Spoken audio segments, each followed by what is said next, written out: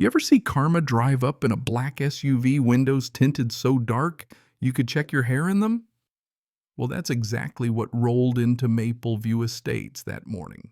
And if you'd asked Beverly Clean, the reigning queen of the HOA, she'd probably have told you it was her well-deserved award for outstanding service to community control. No joke, she actually straightened her little HOA polo like she was about to accept a trophy and strutted out to greet those men grinning, like she'd just written up the Almighty for running an unregistered sunset. That smile vanished the second the man in the suit said, "Beverly Clean." Then came the handcuffs snapped on tight, right under the giant "Community Safety is our #1 priority" banner she'd hung herself. If you want a taste of poetic justice, imagine the same woman who once demanded keys to every door in the neighborhood now spluttering as the charges rolled off: unlawful entry, wiretapping, tampering with mail, impersonating a federal officer. Safety checks, she called them. Yeah, that happened. I stood across the street, coffee in hand, leaning on my battered old mailbox, watching the drama play out. This is the same lady who once threatened to fine me for my garden hose violating the neighborhood aesthetic, now squeaking in her wedge sandals as the feds read her rights. My name's Noah Briggs, by the way, and if you're wondering how I wound up in the middle of all this, let's just say I made the rookie mistake of thinking an HOA neighborhood might actually be peaceful. Maple View Estates, nestled in sleepy Cedar Heights, had all the right buzzwords: secure, family-focused, tightly managed. Looking back, that last one should have set off alarm bells. But I was a software engineer working from home happiest when people left me alone. I bought the corner lot at the end of Aspen Circle, big oak tree old shed, just enough room to pretend I didn't actually live in a cul-de-sac. First day, Beverly materializes in my driveway like she'd been waiting behind the bushes, clipboard and lanyard swinging. She looked like the lead on a cop show that got canceled after one episode late 50s helmet hair sprayed into next week. "Welcome to Maple View. I'm Beverly HOA president." She shoved a folder into my hand thick enough to stop a bullet. "We pride ourselves on safety cameras, patrols, compliance, no crime here." And the way she said crime made it sound like she meant lawn gnomes and unregulated doormats. I already regretted moving in. "Good to know," I mumbled, just wanting to get my couch inside. "Oh, and one more thing, Noah. At Maple View, we have a community safety initiative." You could hear the capital letters in her voice. "What's that mean?" I asked honestly, thinking it'd be a neighborhood watch or something. She smiled sharp tight like she was about to pounce. "We'll talk about it at the meeting." "Don't worry. You'll feel so much safer when we're done." Yeah, spoiler alert, I never did. That initiative turned out to be a full-on HOA power grab. At our first meeting, Beverly whips out this shiny trifold brochure, "One Community, One Key, the Maple View Access Program." She pitched it like she was selling shares in a bunker. In an emergency fire, gas leak, wellness check, seconds matter. First responders can't always break down doors in time. So as president, I'm implementing a safety lockbox system. In plain English, every homeowner had to give the HOA a key to every exterior door. She'd securely store them in the HOA office. Only authorized personnel translation, Beverly and her 2 sidekicks could use them in an emergency. When someone asked who decided what qualified as an emergency, she said, "The board, and then all suite, which is me and my team." Her team, by the way, was 2 women who nodded like dashboard bobbleheads, and a guy who only cared if the pool heater worked. A few folks shifted in their chairs, but Beverly had her fear-mongering down. What if a pipe burst, she pressed? What if a senior falls? What if there's a fire and you're not home? Someone tried. Can't we just leave a key with a neighbor? And Beverly's smile got even tighter. We need standardization. Informal systems aren't reliable.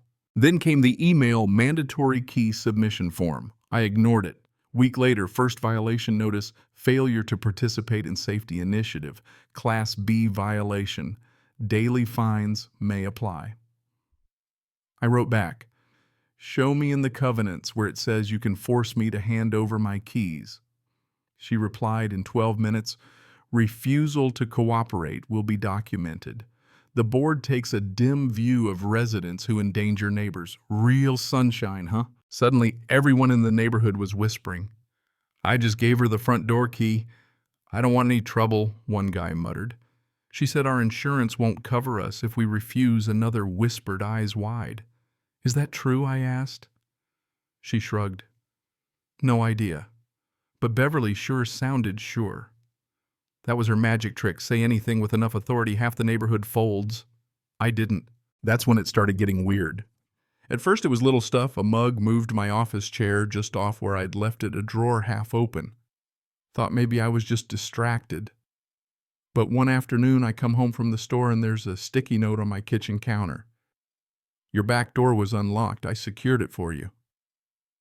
Bev, the kicker. That back door has a deadbolt. I know I locked it. There's no sign of forced entry, no scratch, no loose frame, which means either I'm losing my mind or someone with a key let themselves in. So next HOA meeting, I go straight at it. Beverly, did you go into my house? She doesn't even blink. I found your door unlocked during my safety walk. As president, I have a duty to secure property. You don't have a key to my house, I said, voice getting tight. She checks her clipboard, smirks. Don't I? Some folks laugh nervously. I didn't give you one. I say loud enough for everyone to hear. So if you have a key, you copied it. Are you accusing me of burglary? She snaps. And her team sits up straight like backup singers about to jump in. Then the letter started. Anonymous notes in my mailbox. Strange men seen near your door. Suspicious packages. Then, official reminders. HOA reserves the right to observe and report. One morning I see Beverly across the street, binoculars pressed to her eyes. Just monitoring, she says, like she's bird watching. For what I ask. Compliance, she answers, dead serious. Couple nights later, I hear my side gate open at 2 a.m. Next day, I check my security cams there, plain as daylight. Beverly with a key, opening my side gate, walking right up to my back door, letting herself in with a flashlight. She stays 10 minutes. When she leaves, she's got a canvas tote, and sticking out of it is a white box with a familiar shipping label. I check the pantry, my Amazon package gone. Suddenly it clicks. Some of my deliveries had shown up, opened, or never arrived, and my porch cam never caught a thief, because the thief was the president herself. I dug through a month of footage. Every time Amazon drops a box, the mailman leaves mail later. Beverly walks up, grabs them heads for the HOA office, sometimes brings stuff back, sometimes not. Folks tampering with mail. That's not neighborhood safety. That's a federal offense. Now, I'm not confrontational by nature, but I do know how to document. I compiled everything, every email, every violation notice, every video clip, Beverly snooping, Beverly collecting mail, Beverly entering my house. Then I made 2 calls, one to a lawyer, one to the U.S. Postal Inspection Service. The inspector was polite and stone-faced, which I figure means either he's bored or this happens more than I'd like to think. Couple days later, an unmarked car parked at the end of the street. Next week, postal inspectors quietly chat with our mail carrier. They install a hidden camera by the cluster box. They ask me to just go about your normal routine.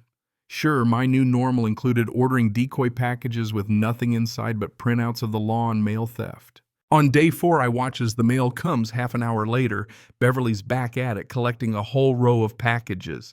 10 minutes after that, 2 guys in polos, not suits, not here for lawn complaints, cross the street and knock on the HOA office door. I don't know what they said, but when Beverly came out, her face looked like someone just whispered federal indictment in her ear. I thought it might end there. Maybe a stern warning of fine, she'd back off.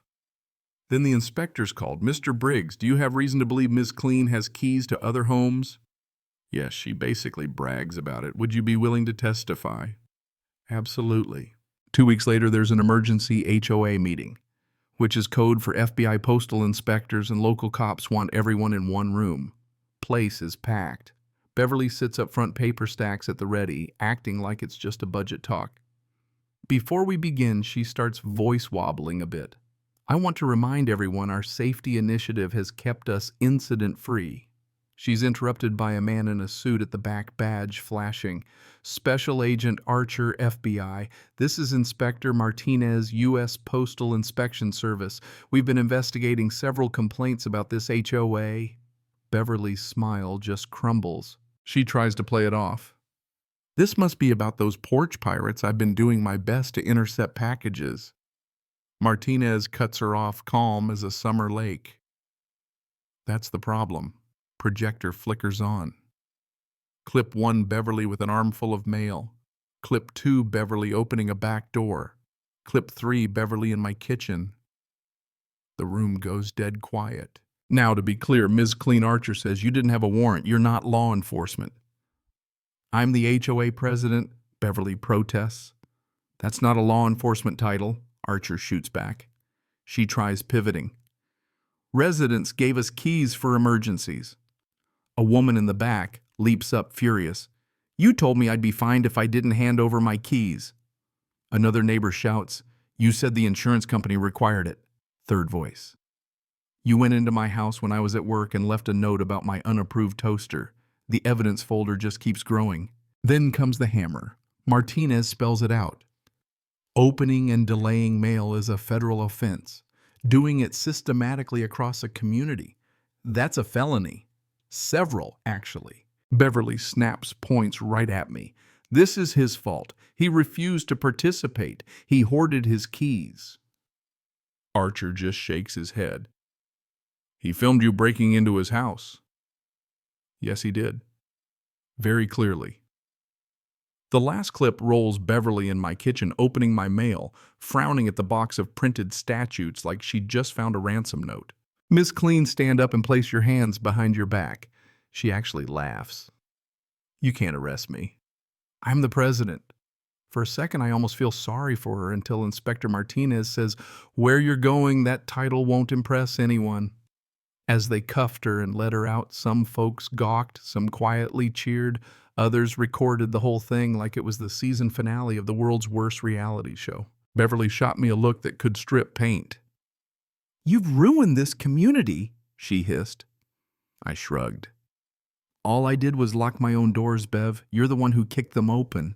3 months later, she stood in federal court, pale as printer paper, as the judge handed down the sentence. 5 years in prison for mail theft, wire fraud, an unlawful entry, plus restitution, and a lifetime ban from any HOA board.